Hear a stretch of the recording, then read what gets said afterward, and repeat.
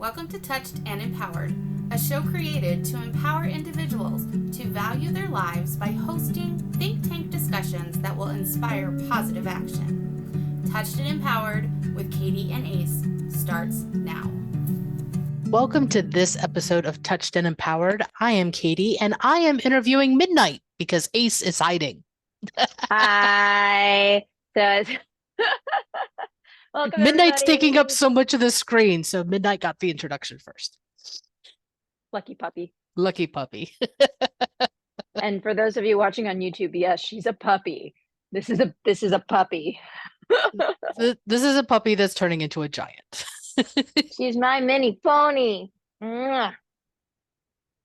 So we're letting her chew her bone while we do this episode today. Yeah, because if I move, I don't know how much peace we're gonna have. So we'll see. So it's fine. It all works out. Yeah, great. It's just like any other parent juggling their kids. It works. Yeah, gotta do what you can do, right? Yeah, exactly. Yay. So to pick up on our previous conversation, because we were texting earlier today, we were talking about when we realize our big aha after we've passed a milestone of healing. Yeah. I love that you said that because it was so funny. When I was texting Katie, I was like, I got the perfect idea for a concept. And she like read my mind, except in less of a poetic word. Yeah, let me see. What did I actually text you? I sent you back and I'm like, ahas after healing when you realize that you've been healed. And then you sent me this article or this blog post, which is pretty much the exact same thing I had said in those two sentences.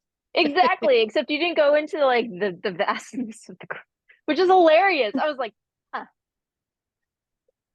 Well, everyone's on some kind of healing journey in some way, shape, or form. I hope so. And it's easy to see the milestones when you're healing from a physical injury. Yeah, that is true. Because you can see the injury physically healing. If anyone's like me and ever had broken bones, you have the cast, the bone heals, then you do physical therapy to strengthen it up. You can see and feel the improvements.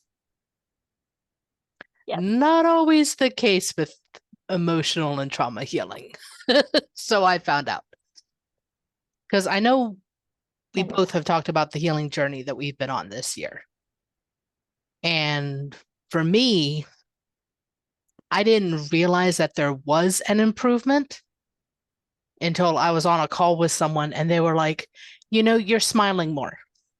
Oh. You seem to be sitting up straighter. You seem to have more joy in your voice. So I'm glad to see things are going better for you. Oh, that's lovely. That's so nice to hear. So that's when I realized I was like, oh, what I'm doing is working. Yay. I'm so glad. Oh, that's good. I think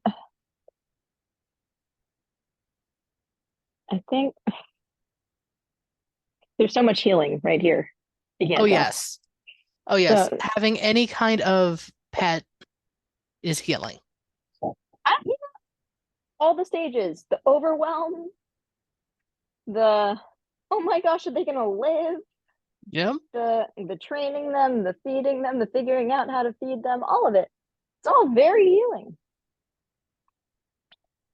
It is. And there are ways to get that if you don't have a pet. Because it's kind of the same thing with having not quite the same thing, but it's similar to having a plant and nurturing a plant to grow. Yeah, because simultaneously you'll figure out how to do it to yourself too. Right. Yeah. Well, it's funny that you say that because I actually recognize that I healed within the last 24 hours. Ooh. I was speaking to some friends, and normally I would just be like, and this is how life is, and my friend, and blah, blah, blah, blah. person calls me, is like, how are you doing? I'm like, I'm good. They're like, what? I'm like, I'm good. And I was just, that's all I needed to say, Right. because that's all I That's all could you felt fathom. in that particular moment in time. Yeah, and that's all I could fathom. Like there were no extra overthinking, no nothing. Mm-hmm. Just, I'm good. How are you doing? And that happened to 3 of my close friends, and they were all like, "You sure?" And I was like, "I'm actually pretty certain. Yeah. Well, what's going on?" Well, I think it's one of those things that when you're healing from something that is very heavy with grief, heavy with trauma, heavy with emotions, the people who see you right away can see the hurt, the pain, the anguish, the self-doubt, the self-loathing, or whatever other emotion is coming up. So when all of a sudden we turn around and say, yeah, I'm doing okay today, it sometimes catches them off guard, at least in my case, because I was told that it's happening faster than they thought it would take. And I'm Yeah, like, okay, there's a time limit on how long it takes for somebody to heal. yeah. Apparently, especially after breakups. Oh, yes, that's a big one. Somebody, I got real. I kind of was just like, wow, that somebody said something to me yesterday that I was like, what a mean statement. Well, I had someone try and rational it out to me, and this is someone I'd known since high school. So I think I've shared once before, there was one time in high school where I dated this guy and it lasted for all of 5 minutes because the only reason he was dating me was because he wanted to get to one of my friends. Yeah. And so the friend I was talking to knows this, and he's like, well, yeah, that's easy to get over. You're only together for 5 years, but if you're with for 5 minutes, but if you're with someone for years, it's going to take you longer to get over the relationship. And I'm like, says who? And then she rationalized. And then she rationalized. She's like, well, yeah, if you're in a relationship and this happens and this happens and this happens, I'm like, okay, maybe that's the case for you. That you were in a relationship for 6 months, so it took you 6 months to heal. You were in a relationship for 2 years, it took you 2 years to heal. Yeah. I'm like, It also, yeah. if I have to take that long to heal after any relationship that I've been in, and I'm talking about even like relationships with family members. Okay, I'm in my 40s. I don't want to take 40 years to heal from a relationship from a family Yeah. member I've known all my life. Yeah, no, I agree with you. Um, it's interesting because like sometimes the shorter relationships may actually take longer to heal from. I really think it depends on the dynamics of whatever the relationship is. Yeah, there could be a lot of And I mean, pain. it could be a very short traumatic relationship, or it could be a very short, it was nothing relationship. Yeah, it all It's depends on the severity of like well, we don't want to say relationships are trauma. I wouldn't say just I wouldn't just say relationships. It depends on what happened, like how much scarring really went on. True, and or if it opens up old scars, because that sometimes takes longer to heal when you reopen an old wound. Which I've learned that if you enter other relationships, you can heal as much as you can by yourself, but yes, still got to heal some relationship stuff once you enter Yes. another relationship, which will always reopen those wonderful wounds that we thought we fixed. Which I found with some of the grief work that I've done. It's allowed me to heal some of the past relationships with like my grandparents who passed away or Mm-hmm. family members who have disowned me, shall we say.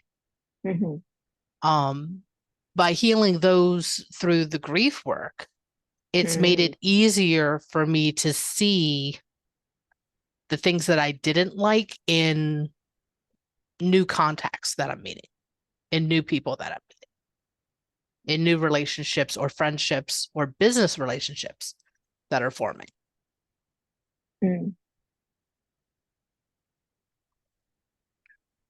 There's still more healing to do. I don't think we ever stop per se. I think we peel back a new layer of the onion. Yes. And we heal that layer. Yay! And then like the more us, the more like true to who we are comes out a little bit more. I think so. And also the point that we're still growing. Yeah. I've noticed that when we've healed something, actually really healed, a new level of confidence in who we really are comes out. Yes. And that new level that comes out is almost like a new fawn learning to walk. It's very wobbly, it's very shaky until you take those first few steps, and then the confidence is there. Exactly. Shall we read the quote that I sent you? That's like an Yes. article, but it's not an article. So I actually, I have this box that is, I have all this like really like true to myself stuff that is actually hidden in a poker set that I have. Funny enough. So it has like, it's like the memorabilia box of your ex, whoever that would be, except it's for yourself. So it's your love box, right? Right. Like the things to remind you of who you are, the quotes, the wisdom pieces, the pictures, your favorite artists or whatnot. Usually I'll have like small snippets of it that you would normally put in a scrapbook, but I put it in a box so that I remember who I am whenever I need to. Right. Yeah. So this is actually one of those quotes that's in the box. Okay. So you want me to go ahead and read it? Yes, please, because I'm here with puppy. All right. So some periods of our growth are so confusing that we don't even recognize that growth is happening. We may feel hostile or angry or weepy or hysterical, or we may feel depressed. It would never occur to us unless we stumble upon a book or a person to explain it to us that we are in fact in the process of change, of actually becoming larger, spiritual, more than we were. Whenever we grow, we tend to feel it, as a young seed must feel the weight and inertia of the earth as it seeks to break out of its shell and make its way through the soil into a plant. Often the feeling of anything but pleasant. But it is most unpleasant in the not knowing of what is happening, those long periods when something inside ourselves seems to be waiting, holding its breath, unsure about the next step, what the next step should be, eventually becoming the periods we wait for. For it is those periods that we realize we have been preparing for the next phase of our life, and that, in all possibility, a new level of personality is about to be revealed. Yeah. That is very well written. So we'll put the link for this in the show notes. So the author gets credit because it looks like it's been reblogged a couple of times. It's by Alice Walker. Okay. Yeah. Good. It has been reblogged a couple of times. By the way, that is my Tumblr blog. My Tumblr blog from 7 years ago, by the way. Just throwing it on there. I was like, I don't know, out of nowhere, I started like scrolling through my Tumblr. There's another way that I found out I healed more. I was scrolling through my Tumblr and I was looking at the images, and it's been 7 years actually since I looked at this Tumblr. And I'm actually curious as to why it took me 7 years to like re-see this thing. But when I was going through the images, the quotes, everything, I was like,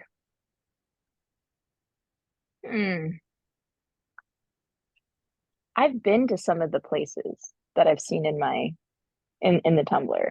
Most of the quotes I've adopted into how I take on life philosophically. Right. It's like I've actually integrated some of these poetic remarks into my own life. And I'm thinking about it now and I'm like, wow, this just reaffirms more and more of what I've done on a consistent basis and why my personality has bloomed. Mm-hmm. And So I it's think better. it's important that we do look back. But it's hard to judge when we look back. Well, the thing is, sometimes looking back is hard because, like, when Yeah. I looked back, it took me a minute to self-forgiveness is one of the cruxes of healing, right? Right. If you're able to forgive yourself for any of the mistakes that you made, it's easier to reflect on the value of the past. Yes. Yeah. And I like your idea of having this, either this Tumblr blog that you were using at this moment in time, or having a keepsake box that you go back and review on a regular basis. Because when we go back, for example, if I think back 7 years ago, it was my first year in my house because we bought our house 8 years ago. So it was all the new experiences of being a new homeowner while still juggling driving to a different town for my job, while having to drive my son, because we moved in the middle of a school year. So we still had to drive my son to another county, to the county that we moved from, for him to continue his school year without moving him mid-year. Sorry, folks. I know we're actually talking about a memory, but my Yeah. dog just smacked me with a teddy bear. And Midnight is now trying to share the bear with the camera. with the screen. Thank, Yes. thank you, Midnight. We love your bear. Thank you. We love you. Oh my girl. You're so big. I love it. Sorry, please continue with your memory. I apologize. But if you ask me of anything else that happened 7 years ago, I don't remember. I don't remember going on any vacations. I don't remember what happened with different family members, what was going on in their world or anything else like that. And I can't go back and look at a diary or anything else like that because I haven't kept one since I was like a teenager. Mm-hmm. So The closest thing we have is social media, but I mean, the that closest thing feels we funny. have right now is social media, but even that feels funny because we usually only post the things that are perfect. Right. And it's funny because, like, if you really go deep into that Instagram, I was such an emo kid. My high school days are on that Instagram. You'll understand sociology in terms of history based off of that. I'm sorry, not Instagram, based off of that Tumblr. Yeah, that just makes me feel really old because social media didn't come out until after I became a mom. Yeah. Yeah. Yeah. And yeah, that Tumblr right there. Because the thing is, like you said, I haven't kept the diary since That time. since before the internet existed. So Yeah, but people use social media now for their diaries. They use blog posts for their diaries. They do YouTube video channels and stuff. But again, it's only what they feel comfortable sharing with the rest of the world. And during the healing process, there are things that you don't want other people to know while you are healing. oh my gosh, no, it's such a vulnerable state. You feel so nimble. So finding a way for you to not necessarily journal every day, but maybe once a week, just jot down the positives, your gratitudes, your affirmations, something spontaneous that happened during the week that was absolutely fantastic, but also recognize where you are still growing. So then that way, when you do go back and look at it, whether it be a year later or 7 years later, you can then go, wow, I really have grown. Yeah. And that's one of the reasons why I don't think this is for everyone, but still having yearbooks. Goodness, my yearbook. I don't even know where that is. Wow. Oh, I know exactly where all 4 of my yearbooks are. one of my yearbooks I remember was just like my high school. I don't know. They were just beyond, like, you know how you see yearbooks and you're like, oh, that looks really cute and vintage.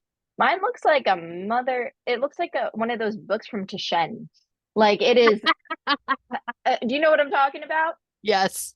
Let me go get one so I can explain what my yearbook ended up looking like. But please continue. For me, I look back at high school and it's mixed feelings. Mm. You know, and I'm assuming everyone's is mixed feelings because there were good times and there were rough times. Mm-hmm. But the yearbooks always capture the good times. Mm-hmm. You know, they don't talk about any of the rough times while we were in school. So being able to go back and look at those memories and then see people that I haven't seen in forever. Oh my God, that thing is a giant tome. This book, right? Oh, this is actually what we call. So these, by the way, I found out these are called sumo books. Okay. Right? Because mine's a traditional like 8 by 11. This was like, my yearbook was smaller than this, but basically the way that this is like actually put together was how my yearbook was put together. I was with full page photos. Yep, color. Oh my goodness. I was like, how'd y'all do this? Yeah, no, mine was not that fancy. Mine probably was the same format that had been used since my mom. Actually, I'm pretty sure it was the same format as my mom's high school yearbook. But I'd have to pull my mom's high school yearbook out to verify that because I have hers too. Yeah. Sorry, side note, folks.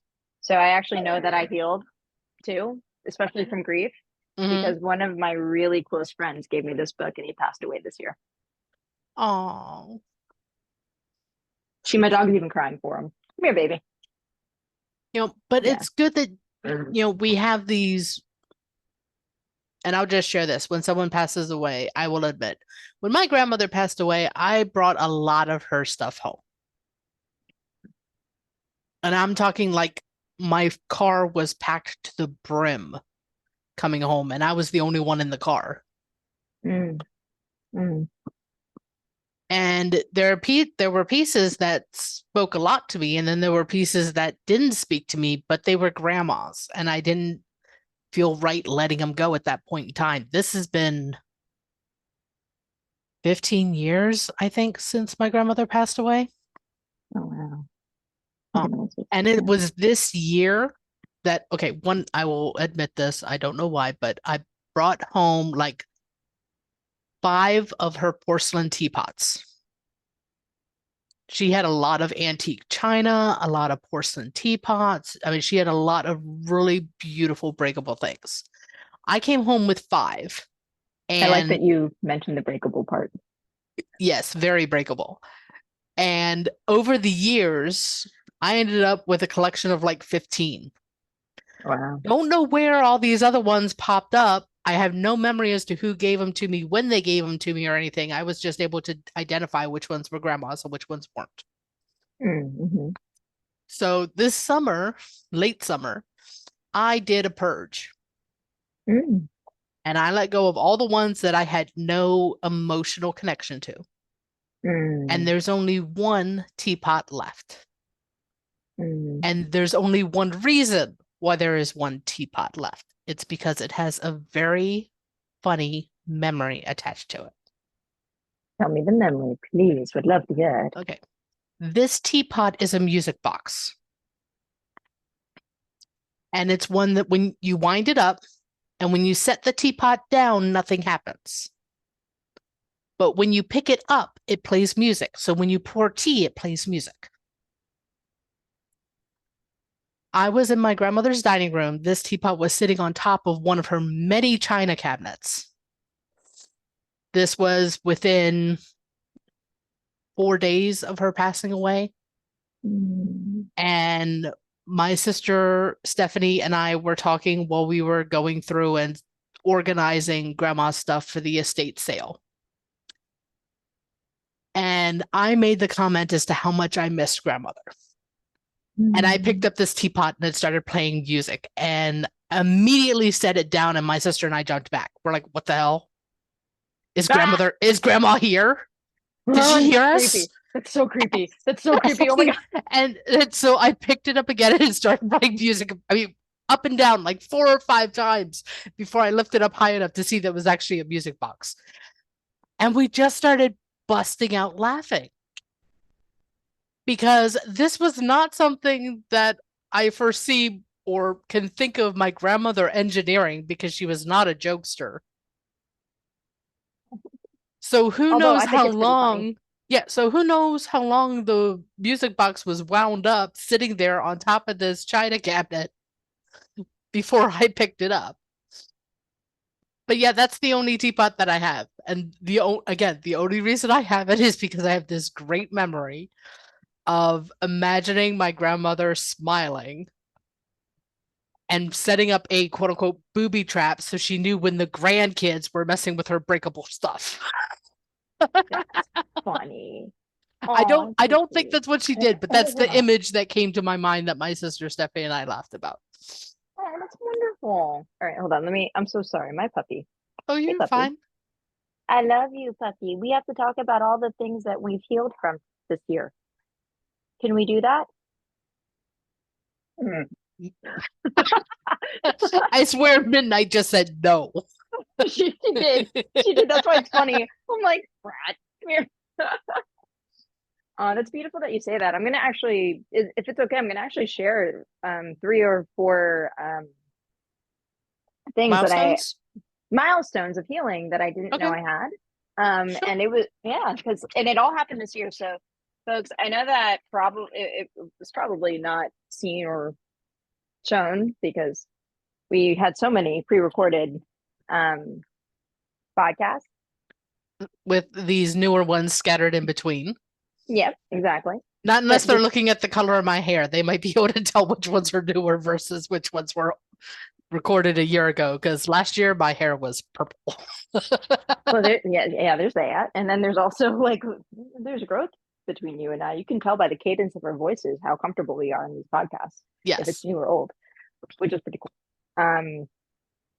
Thank you. Yeah. So I also went through a grief like plunge. Mm-hmm. So I actually really didn't understand how to process grief for a very long time. Yeah, it's not one of the things that parents teach us. I honestly think it should be an emotional class in high school or something, especially when we're having hormones going on. But I revisited about 5 or 6 deaths this year to process. And there was a full 6 weeks where I was pretty much in hermit mode. Right. Right. And this is when you were traveling and I was there was something going on where we like just didn't meet for like almost a month. Yeah, there was 1 month that between family obligations and traveling between the two of us, our schedules just did not align. Exactly. And that I was sleeping a lot then, and it was a lot of grief processing, which was fascinating. Yes. Essentially, I met somebody that worked at a restaurant that I was trying to avoid while living in Los Angeles for years. It's very famous because somebody took me there once. Right. And then that person passed away. And every time I heard the name of this specific restaurant, it triggered some grief. Makes sense. And I found out somebody that I knew worked at that restaurant and invited me to come to the restaurant and go see her. And I went, oh. And then after that, I was pretty much depressed for like 7 months because it really triggered. And I was like, right. I need to, like, it was always on my mind at that point, and it just kind of did my life and my emotions kind of almost tanked because there was so much unprocessed grief that really needed to be looked at. Otherwise, it would continue to fester. Right. Then the most beautiful other thing happened where 3 more deaths in my family and friend group actually happened. So it was one of those domino effects where the depression was so rough that I couldn't really wake up. I was sleeping. I didn't really care to make money. Like I was in one of those states where I was just almost flatline, like no motivation because I really needed to work through these emotions that I didn't know I hadn't. And that's one of the rough things about processing grief. Yeah. And it's different for everyone. Exactly. And sometimes other things trigger it. Like a good portion of the time, that book was in the corner of my house. I didn't, until this day, I haven't been able to pull it up and actually like show you the book because I would feel sad about it and I would probably cry about it. And that's why it's like in the corner. And essentially that's one memory. The other memory was going to that restaurant. Now I went to that restaurant recently, no tears. Not because like tears are actually healthy. Yes. But I felt strong enough to be in that restaurant and like not go through the stages of grief while eating food there. That would suck. That would really suck. That would kind of make it a little bit awkward, yes. Yeah, it's a little tough. Oh my gosh, I'm really glad they don't serve any of my favorite cuisine. But right? Because we always associate things with a specific emotion when they're not processed. So there was that. There was something else. But relationships, of course, you always like. Now I'm able to look at photos and delete them without. I know that sounds funny, but I'm not saying that to be savage. But like when you're cleaning up your inventory of your photos, right? It's still sometimes hard to delete those photos because you're like, this memory was so special. Right. Or you see it and you need to cry and like you can't delete it because you still need to cry. Like there's certain aspects to letting go of a relationship and also letting go of somebody that really impacted your life who has now passed on. Or even like when I was looking at those Tumblr posts, like I was grieving an old part of myself. Yes. Yeah. Because there is a sense of grief when something drastically changes in your life. Join us next time for part 2 with Katie and Ace. Thank you for joining us. We hope that the discussion today will inspire you to take positive action in your life. Until next week, be empowered.